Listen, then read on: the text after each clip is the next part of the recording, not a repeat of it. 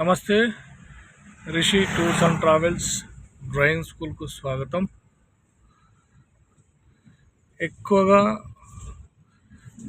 Margin అర్థం కావట్లేదు అని చాలామంది స్టూడెంట్స్ అడిగే డౌట్ ఇదే. నేను చెప్తానే ఉన్నా కానీ చాలామందికి అర్థం కాదు. ఇక్కడ చూసుకోండి, ఈ రైట్ సైడ్ ఎడ్జ్ ఉంది చూసారా, ఈ కార్నర్, ఈ రైట్ సైడ్ ఈ పిల్లర్ ఎడ్జ్ ఉంది కదా, ఇంతకుముందు కూడా ఒక క్లాస్లో చెప్పినాను. ఆ ఎడ్జ్ మనకు డివైడర్ కానీ, ఆ రైట్ సైడ్ మిడిల్ లేన్ కానీ, ఆ ఎడ్జ్ బేస్ చేసుకొని నడిపితే వీల్ అనేది దాని లోపలనే ఉంటుంది అన్నమాట. మనకు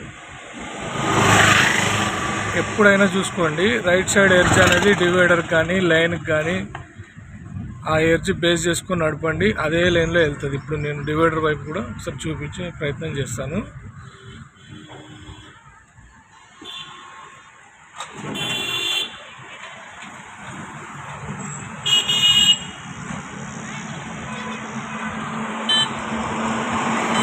చూడండి, ఇక్కడ ఈ లైన్ బేస్ చేసాను చూడండి.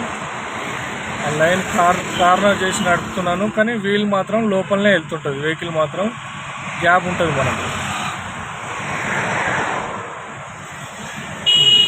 ఇప్పుడు డివైడర్కి ఒకసారి చూడండి, యూ టర్న్ చేస్తున్నాను.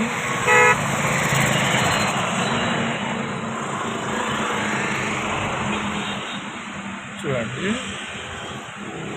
ఈ డివైడర్ బేస్ చేసాను, చూసిందా?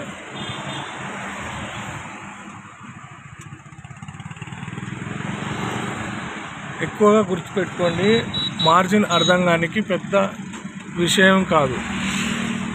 ఇక్కడ ఈ డివైడర్కు రైట్ సైడ్ ఈ పిల్లర్ ఉంది చూసారా, ఇది బేస్ చేసుకొని నడుపుకోండి. లెఫ్ట్ సైడ్ ఏంటంటారా, లెఫ్ట్ సైడ్ మనకి ఈ స్టీరింగ్ ఉంది కదా, ఈ గణేష్ బొమ్మ, ఇక్కడ మార్జిన్ చూసుకోవాలి. ఆ లేన్కు కనిపిస్తుందా, ఈ గణేష్ అనేది ఆ లేన్ కనపడుతుంది కదా మనకు. ఇప్పుడు మిడిల్లో వెళ్తూ ఉంటుంది వెహికల్. ఈ లెఫ్ట్ సైడ్ లేన్ అనేది ఇక్కడ ఈ మిడిల్లో చేసుకున్నాము, రైట్ సైడ్ అనేది ఈ పిల్లర్ చూసుకున్నాము. వెహికల్ అనేది మిడిల్లోనే వెళ్తూ ఉంటుంది. అది